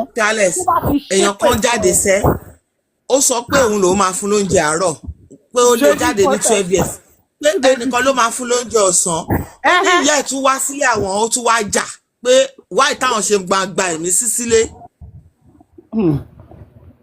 ó ní ọmọ yẹn struggle gan ó ló máa ó ní kò sí nǹkan tí ó tà ní bus stop ó sọ gbogbo ẹ̀ ó ní kó jáde kó fèsì òun ó lóun bọ̀ wá jà nílé àwọn lóun dòde ó ní tí ó bá wá ọlọ́mọ àlè ni wọ́n dẹ̀ ní kó máa bọ̀ láwàpá ròdù páwọn dòde pé Yínká ẹni ayé àbàjẹ́ ó lóun Yínká dangbana ó ní wọ́n máa kọ́ ẹ́ ó ní wọ́n máa kọ́ tó bá gbé dé kó hospital àbí bó ló pé hospital. kò yẹ kí n sọrú kínní ìjọ kan wọn sì mi àwa yìí kéré bóyá first born wa second born wa bóyá àwọn ọlọ́yìn máa dàgbà àwa kéré. Imagine. wọn sì mi wá ní àwọn sick kan tẹ́ pé sickness yẹn pọ̀ òun kẹ́ ní first born yẹ ẹ mọ̀ gbogbo wọn ti ó máa wá máa tọ́jú mọ́mísí mọ́ máa ṣe oríṣiríṣi mọ́mísí mi ní òun lòun dẹ̀ sọ fún ìyá òun ó lóun sọ fún ìyá òun pé ìyá mi ó lóun mọ̀ pé tí kú bá mú òun lọ nígbà yẹn ìyá òun á tọ́jú àwọn ọmọ òun ó ní ṣùgbọ́n òun ò fẹ́ ó ní because ojú ìyá òun ó ní tó bá ti dín pé òun gbẹ̀mí mi báyìí kí ìyá òun jọ kó rọra fáwa náà ní right poison jẹ́ ká pàdé òun lọ́rùn ọ̀rọ̀ burúkú tóun tẹ̀rí pé because ikú ó pé ẹ̀ẹ̀mejì lòun máa kú ikú yẹn lọ́nà ọ̀run tóun bá ti ń rò pé àwọn ọmọ òun báwo ló ṣe fẹ́ ṣe màá dàbí ìyá ò lè dàbí ìyá rárá pé nǹkan tá à ń ṣe and it's true regardless of being kan ṣe máa sọ fún ẹ pé máa ṣe bí you will never be free like pé this is your mom. Ó ní bí mọ̀mísí mi ní pẹ́gbà tó sọ fún ìyá òun sọ pé láyé ọlọ́run ó ní gọ̀ǹgọ̀ tóun bí sẹ̀ ó ní kò ní pa ẹ́ ó ní gbogbo nǹkan tó bá gbà lòun máa ṣe ó ní kò ní pẹ́ ká máa sọ pé ó ní láyé ṣé rí mo máa ń sọ o mo dẹ̀ máa ń gbà ládùúrà ni pé tí bá túnlé ayé mi wá tó bá yẹ pé èèyàn túnlé ayé wá lóòótọ́ o téèyàn bá ń túnlé ayé wá báyìí pé èèyàn túnlé ayé wá ìyá mi àti bàbá mi ni kò tún bí mi ní ìfẹ́ yà lọ́dọ̀ mi. ṣùgbọ́n mi ìgbà àkọ́gbà táwa ń kékeré èmi àtọ̀rẹ́ mi a ní misunderstanding yá yẹn jẹ́ ìyá ìfẹ́ yá yẹn ṣáà lérí nítorí mo nà ó ní pé èmi àtọmọ yẹn ṣáà jọ̀wọ́ tèmi ju tọmọ yẹn lọ ó ṣáà lérí kíní kan máa ṣe kíní kan you go follow am tí ọkọ̀ bá ṣọmọ òun kí ìyá yẹn kó kọ̀ lọ dágbére kọ́ lọ lẹ̀ obituary ẹ̀ kiri ni ó máa tẹ̀lé òun kò sí tó mọ̀ sí mi abiyamọ wèrè ló máa ń pè. ìjọ tí tíṣà kan náà mi school wa báyìí tíṣà yẹn náà mi ẹgbà yẹn dẹ̀ mọ́ pé ọmọ kú pàdé lèmi tí ẹgbà yẹn lé sí mi lọ́wọ́ báyìí àbúrò mọ́ sí mi ló pàdé mi lọ́nà bí mo ṣe kí wọn báyìí because ilé gbogbo wọn àdúgbò Ṣómólú yẹn ni gbogbo Pedro yẹn ni gbogbo wọn wà in fact ilé ara wọn tẹ bá ń rìn ó jìnnà jù sílé ara wọn is 10 minutes torí àpá yẹn lára mi báyìí ó ní kí ló ṣe mí mo ní tíṣà ló nà mí ó dẹ̀ kì mí mọ́ ni mọ́tò dẹ̀ gbé mi padà lọ sí school ó lójọ́ òun fẹ́ mọ tíṣà tó nà mí tí ara mi fi ó ní ṣé tíṣà yẹn rí àpá kọ̀ọ̀kan ní ara mi tó fi wá ó ní kí ni nǹkan tí ọgọ́ wàhálà wọ́n wá bẹ́ wọn kúrò ní school ni wọ́n wá bẹ́ wọn kúrò ní school yẹn ni bọ́sí pé èèyàn kan wọ́n wá ṣe nǹkan orí nǹkan bẹ́ẹ̀ yẹn kò sí kan tó burú jáì nílé ayé yìí wèrè yá yìí tún wá ń sọ ó wá ní ó ní nígbà tóun gbọ́ báyìí irọ́ ní mi sí pa at age 18 ìròyìn Pedro areas really àdúgbò wọn Pedro lẹ́gbẹ́ àná tó ẹ má bínú ó ní age 18 lọ ṣẹ̀ṣẹ̀ disflower ẹ̀ òun mọ̀ ni. ṣé wà ń bẹ̀ ni ṣé wà ń bẹ̀ gbà tó ń bára wọn sùn ni. tó ti yẹ kó sọ́dún ìsìlẹ́jì ló mú ẹ ṣé yẹ wà ń bẹ̀ ni. nǹkan bẹ́ẹ̀ yẹ kó tiẹ̀ jáde lẹ́nu ẹ̀.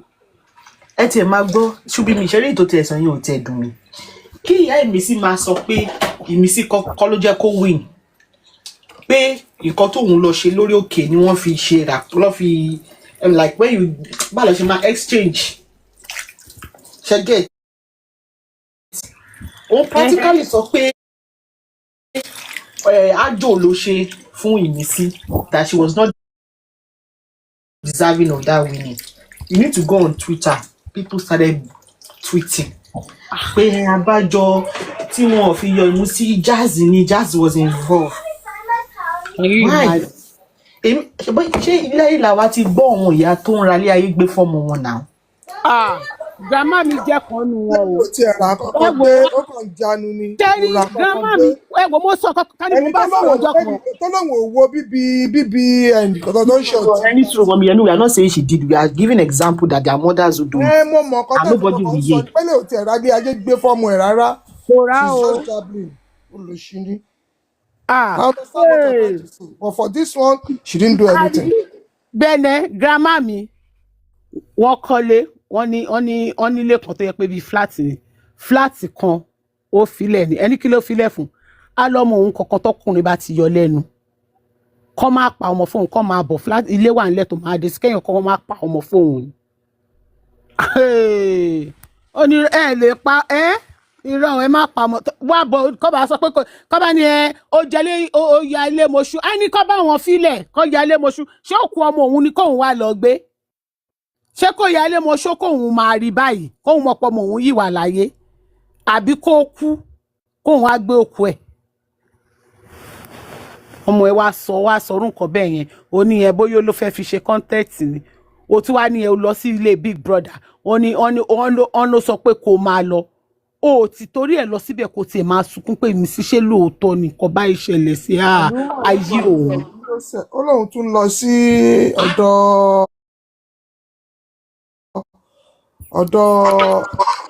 ọ̀rẹ́ bẹ̀rẹ̀ ó ń lọ ọ̀dọ̀ Oríyọmí. yẹn.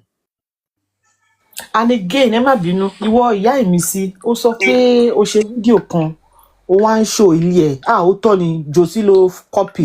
Josie wedding Ìmísí mother ni ṣe bí mo ti copy Josie ló mú gbà. No, inú ẹ̀ wò they have a lot in common o. Ó ṣe má gbọ́ ó wá ṣe báyìí. They have a lot in common. ẹ̀yin yan ẹ ṣé o ẹ̀yin tẹ dáwọ́ ó wá ń fi environment yẹn hàn like òun ò sọ bíi ti Josie pé ẹ wo bí ilé tí ìyá bàbá celebrity gbé nù òun fọwọ́ júwe ni ẹ wo ẹ ṣé o wá fi nǹkan tó ń ta ìgbálẹ̀ ó ń ta wóróbo ó wá fi gbẹ ẹ ṣé o mi nídìí owó ẹ o what kind of mind games are you playing ṣọmọdé ló pe àwa táwọn láàrin Josie wed Rashida ni o Josie Rasheed 2026 Josie ó wá ń ṣọwọ́ báyìí ẹ ṣé o ẹ̀yin tí ẹ ń ṣe kinní kan ẹ wá ń ṣọwọ́ bá òkè ọ ní Kòròdú lòun ló ń gbé Josie ló copy bẹ̀rẹ̀ ẹ sọ fáwọn wọn níbi tí Josephine Alọ́ba ní now because kí ni nǹkan tó ń try láti sọ òun try láti sọ pé kò tọ́jú ẹ wọlé tó ń gbé ọmọ Nàìjíríà ọmọ ẹ lọ́mọ 10 ló bí ó ní òun bímọ 10 9 lòun bí kí ni ìyàtọ̀ 9 àti 10. kí ni ìyàtọ̀ Alọ́ba 2026 lára àbáyọ tí Josie ṣe fẹ́ gba royalty kó lè rí nǹkan fi ṣe ìyàwó àyà sọdá orí ìyá mi sí pé. ìpàdé ń sán gbà yẹn ni ìgbà táwọn pípọ̀ yìí ń dáwọ́ fún Joseph Alọ́ba a ní wàhálà tẹ fẹ́ dálẹ̀ yìí àwọn pẹ́rẹ́ǹtì mi you will see the same of Joseph Alọ́ba o. ẹgbà ó tọ́ ni àtọ́ ni pé tí gbogbo àwọn pípù yìí fi ń rí.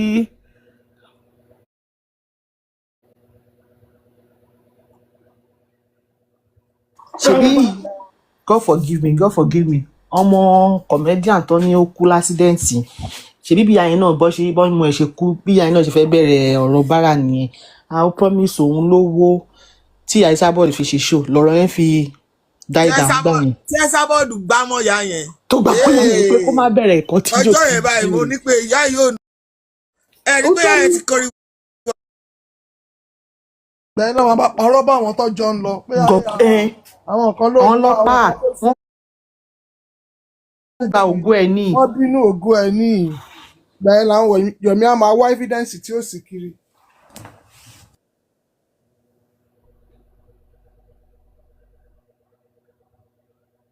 ìyá mi sí ìwọ àti Josie ẹ lọ ríra yín Josie ní script yẹn lọ́wọ́ odó ti kọ́pì ẹyọ kan ká máa fi lé hàn ẹ ṣé o ibi tí mò ń gbé tẹ́ mi lọ́rùn nàlá ẹ̀ strategy ni òun fi hàn wọ́n ní so àwọn á lè dáwọ́ lé tutù wọn náà fẹ́ gbé Lẹ́kì o fẹ́ gbé Lẹ́kì o fẹ́ gbé VI strategy ni Oníkòròdú ló ń gbé o ti learn I won't be surprised if she is Josie supporter.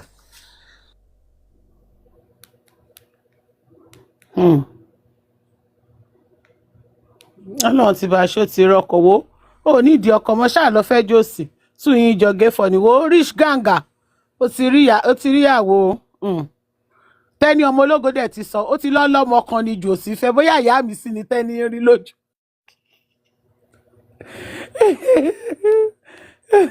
bóyá ìyá mi sí ni Tẹ́ni rí Ọlọ́run ti bẹ́ẹ̀ gbé síta.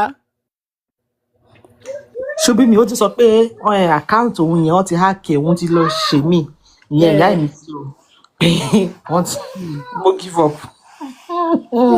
kálọ̀ wọn tó ń ṣí gbogbo kìíní ìfọ̀wọ̀n ìyá yìí gan wọn ká ló ń ṣí fún wọn gan. ṣé wàá ti tó lóun ò mọ owó ẹ̀ ni. ọkọ̀ tó ń ṣí Nàìjíríà ni wá ẹnìkan bá ti ṣe nǹkan tó ti mú jẹ ìgbà tí Josie ti ṣe tó ti lè mú jẹ that's it ó ti lé president tí ò dálẹ̀ I'm telling you everybody tí nǹkan bá ti ṣẹlẹ̀ ń ṣe online ni wọ́n ń gbọ́ online ni wọ́n ń bọ̀ wọ́n fẹ́ wá gba donation online no àti indulge nǹkan tí ò dáa but what can we do àwọn tó bá fẹ́ dáwọ́ bọ̀ èmi o I will not, because mi ní time fún èèyàn kan tó lápá tó tẹ́ bá wà really in need, I will donate. Mo lè kó gbogbo ayé mi lẹ̀, but èèyàn tí mo mọ̀ pé ó ṣe out of greed, no, kò jọ, kò lè ṣẹlẹ̀. Èmi ò jalè níbi tí mo wà, mò ń farúgbó ara ṣiṣẹ́ ni. Ẹ wò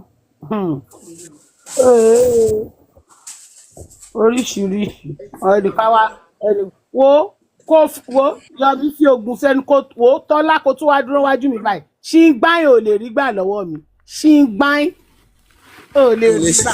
Lọ́dọ̀ tí wá ń bí àwa ọ̀gbá làwà bí ẹlẹ́dàá wa ọ̀gbá. Yọmí tó bá ti mú kó fi wẹ̀ kó agbo yẹn kó sókè ara ẹ̀ sínú ẹ̀ kó má bọ̀ ń bí. kó tún wàá rí pé kí ló máa gbà lọ. kó tún rọjú fún yín báyìí pé ó yá ojú mi. kó létí ro kó lo wet leaves kó lo wet leaves kó lo wet leaves.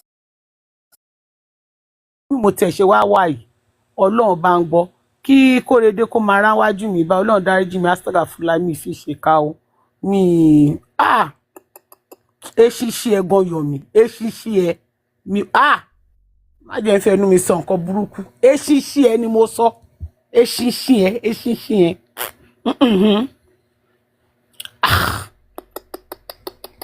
irọ́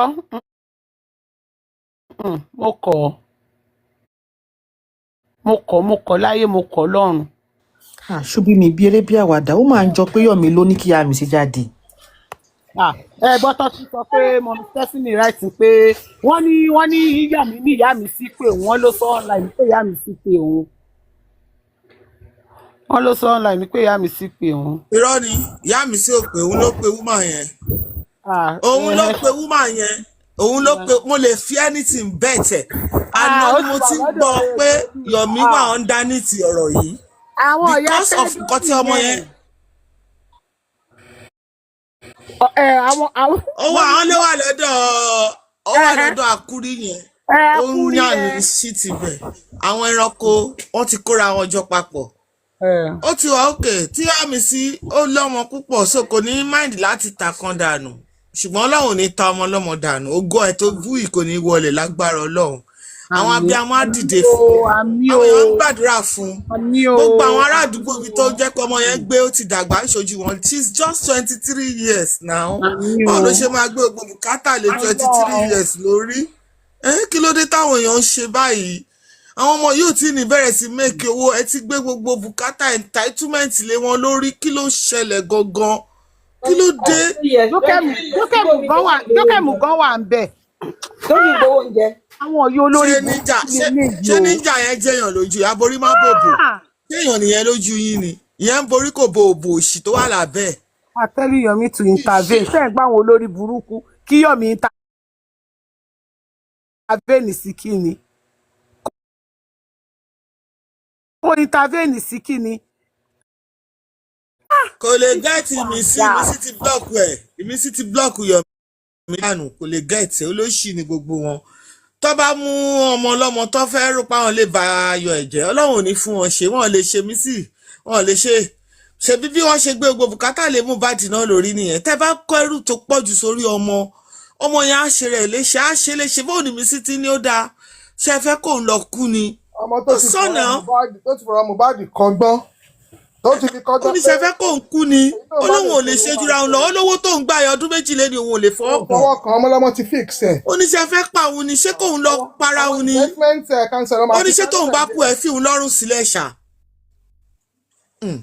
Ó ga o èmi dúpẹ́ lọ́wọ́ Ọlọ́run tọ́mọ mi bá dàbí pé ó tiẹ̀ sì nídìí help mi no matter the age tó bá wà I will do it o. I don't care kò bá àti pé èjì kankan tó bá sì ní ìdí ẹ̀pù mi tí mo dẹ̀ wọ́n pé nǹkan tó ṣẹlẹ̀ kì í ṣe fọ́ọ̀tẹ̀ ó kàn ṣẹlẹ̀ I will be there for that my child o 100%. Ẹni tó bá ní mo bọ ọmọ jẹ́ kó ba tiẹ̀ náà jẹ́ mi ò ní jẹ́ káwọn ọmọ tèmi tàràkà o dé ọmọ wa di ọmọ lẹ́nu. Ibo ló wà tó wọ́n ní kó máa táàgì ọmọ yẹn kó máa táàgì ẹ̀ kó pé ẹ̀yin tẹ́ bá jẹ́ abiyamọ tẹ́ jẹ́ abiyamọ gidi tẹ́ ń ṣe abiyagba ni mò ń bá sọ̀rọ̀ o. Mi bá àwọn wèrè sọ̀rọ̀ o mi bá àbẹ̀mọ wèrè sọ̀rọ̀ o tó àwọn abẹ́ wọn wèrè kún social media jẹ́ pé àfitara wọn nìkan lọ́mọ wọn ò mọ tọmọ wọn bẹ́ ọmọ gidi ni mo bá sọ̀rọ̀ o àwọn gẹ̀rẹ́ mo fẹ́ kí wọ́n la títí díẹ̀ kọ́ bá mi fi ìdákàyè fi gbé ọ̀rọ̀ tí mo sọ yìí níbo ló wà nígbà yẹn táwọn ọmọ yẹn sọ́fà káàkiri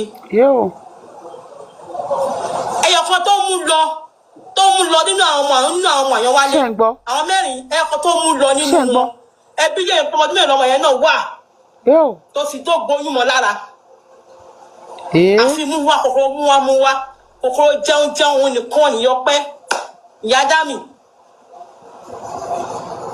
kò rí táwọn ọmọ yẹn rò ó from one man's house to another man's house ni nǹkan tó fẹ́ ká ṣe fún ẹ wọn la ti ń ṣe fún ẹ díẹ̀ bá tó ń sọ̀rọ̀ ẹ̀ nípa ẹ̀ yìí ó máa pọ́n ní ìgbà tó ọmọdé ọláì tó fún ẹ lówó ní ògbà tẹ́lẹ̀ ṣàn tí ẹ̀ sì tún lọ tá à ń dìbò fọmọ yẹn tá à ń bá wàhálà káàkiri èmi mo ní mo mọ iye wàhálà tí mo ṣe mi ń jẹ́ bí ṣe wà mí jẹ́ yàrá ìdún àmọ́ ìyá mi sí olúwa ló ń pè mí ní gbogbo ibi tí bá rìn sí ní gbogbo èkó yẹn ìyá mi sí ni ibi tí mo ṣe wàhálà dé ìgbà táwọn ìṣòwò aláìbó ni wọ́n wà where were you then. wọ́n ṣe ń pa àwọn torí bí níyàwó mi náà nìyẹn. ìgbésẹ̀ fẹ́ ṣe rálì náà á pè é á bẹ́ ẹ́ á rù ẹ́ kò jẹ́ pé à ń kúnlẹ̀ fún ẹ kó lè kó bá a ṣe rálì tà ṣe lébùté mẹ́ta. Díọlá yìí ó ní ewu tí Díọlá yìí tó fún ẹ òjẹ́ ó sọ gbìyàn online ó tún fẹ́ máa drag Díọlá náà mọ́rọ̀ ó ní owó tèmi fúnra mi náà tí mo fún ẹ ó ní àwọn ṣé náà tèmi náà bẹ́ẹ̀ ṣe lẹ́yìn tí mo jẹ sọ fún ẹ mo jẹ bẹ́ẹ̀ ó pé kó má gbọ́ ọmọ ẹ̀ kó má gba social media àgbà tó ṣe àjọṣepọ̀ olúwa láàrin ìwọ tó ń sọ ìyá dámì àti ìyá tó bí ẹ. táwọn òbí bá ń sọ pé ọmọ aṣerú ẹ̀ fún ẹ òun ló ti rí àwọn ọmọ yóò jẹ ṣẹ àwọn ọmọ tí wọn náà jẹ ní ṣerú ẹ̀ fún wọn orí ẹ tó ti bẹ̀rẹ̀ náà ló máa dópin lé lórí àwọn ọmọ wọn ní ṣerú ẹ̀ fún wọn torí ìwọ fúnra ẹ you are not a good example woman you are a bad example mother. mo lọ wá táwọn ọmọ yìí tí wọ́n sọ́fà tí wọ́n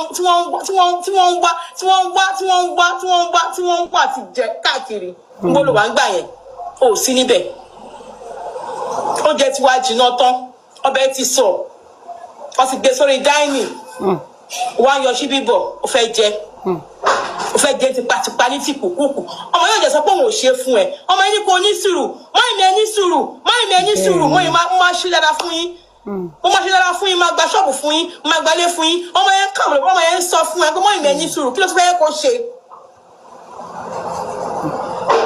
ẹgbẹ́ síbẹ̀ ni nítorí ọmọ yẹn tó ti rìn káàkiri ẹ bá abílẹ̀ yẹn pé ibo lòun wà gbà yẹn ibo ló wà torí wọn ní kọ́ máa táàgì ọmọ yẹn kọ́ máa táàgì ẹ̀ kọ́ pé ẹ̀yin tẹ bá jẹ́ abiyamọ gidi. wọ́n nínú ọmọ mẹ́rin tó tún bí fẹ́yàn kan wọ́n lẹ́yọ kan ló mú kúrò ńbẹ̀ ẹyọ kan tó tún mú kúrò ńbẹ̀ náà ìyẹn tún lóyún mọ́ lára tọ́ it is well no mind that she dey under my ṣe tún bọ̀ ó yá ẹ bá blọ́ọ̀kì and again ìwọ ìyá ẹ̀mí sí irú àwọn social media wọ́n máa bá yé ọmọ ẹ jẹ́ mídìí mọ̀mọ́kàn tó ń wá nìyẹn social media doesn't repair anything it doesn't. Talking from experience èmi ò rí kéèsì family tó gbé wá sórí social media tó resolve èmi ò rí rí o ẹ̀yin tẹ́ bá ti rí maybe you should point me in the direction bí àwọn parents fina náà ṣe lọ́jọ́ náà nìyẹn àwọn family. kó tó dùn mí jù náà ọ̀rọ̀ yẹn nìyẹn pé ó dẹ̀ gbé ọmọdé ìsáyé lọ́wọ́. nǹkan tó ṣe nìyẹn ṣubi that's what she did.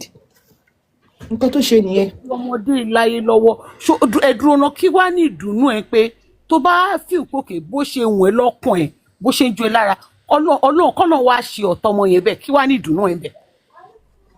nǹkan tó ń ṣe ni ó sọ pé kàkà kíkú má jẹ sèse àmúyá fi ṣàwàdà ni that's what she's trying to do pé òun ò ní gbádùn ìmísí náà ò ní gbádùn ara ẹ̀ grandmother ẹ̀ náà ò ní gbádùn ẹ̀ that's what she's doing. ẹ̀rí oníyọ̀mí náà sọ pé ìmísí parọ́ oníyọ̀mí ti ń sọ bẹ́ẹ̀ ṣẹ́rí nǹkan. ẹ wo mo lọ sùn Láì pé mi náà máa lọ sùn tó gbogbo ẹ̀gọ́ tẹ̀ ń fẹ́ mi lórí. Mọ́mí Stephanie ṣe ti gbọ́. Wọ́n ní Yomi náà tún sọ pé èmi sì parọ́ o. tí Yomi sí ó sọ tẹ́lẹ̀ ìgbà tí mi sí ò ṣílẹ̀kùn fún Yomi kó wọlé Àní sọ̀rọ̀. nǹkan tí Mọ́mí Stephanie sọ nìyẹn. Yomi ò ní nǹkan mi tó máa sọ jù yẹn lọ náà. Yomi ń sọ pé torí pé mi sì ti popular ń sìn ló ṣe ń ṣakọ. Àní Mọ́mí Stephanie sọ Kí sí lẹ nǹkan tó ń expect sọ kó pa sọ? Yomi is coming to pass. Nǹkan tí Mọ́mí Stephanie sọ is coming to pass. Tí Yomi àtẹ̀yàn kan bá ní argument tó hit tí ò sí evidence, Yomi máa fún èèyàn yẹn lọ́rùn pa. Definitely Yomi mọ̀ ń pẹ̀ tí ìyá yẹn fi ń jáde ẹ̀ parọ́. Ó ti ń ṣò pé Yomi mọ̀ ń pẹ̀ ẹ̀ parọ́ Mọ́mí Stephanie ẹ̀ parọ́ àtọ̀. Yomi máa gba result yẹn lágbára Ọlọ́run kò dẹ̀ ní pẹ́ mọ́. He has done too many. Ó ti ṣèkà púpọ̀ jù fáwọn èèyàn. Ó ti ṣèkà jù.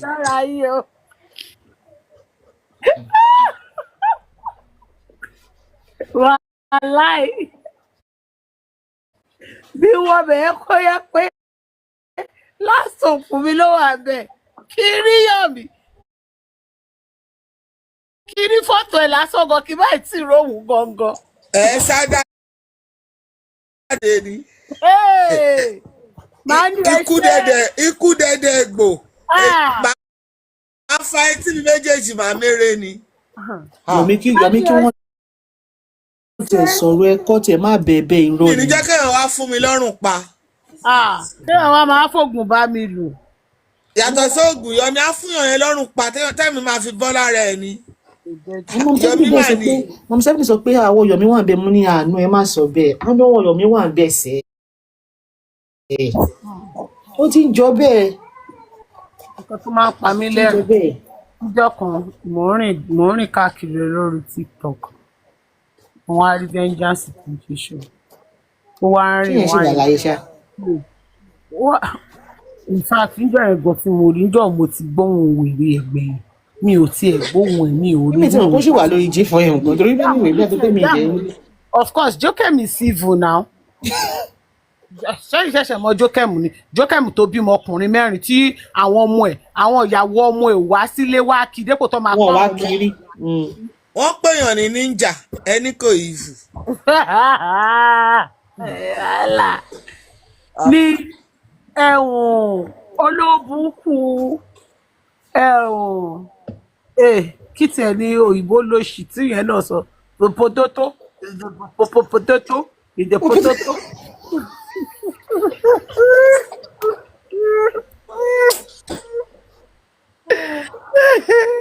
àṣẹ yóò gbọ́ ni vengeance ọmọ Wunmi ló fẹ́ bú jọ yẹn.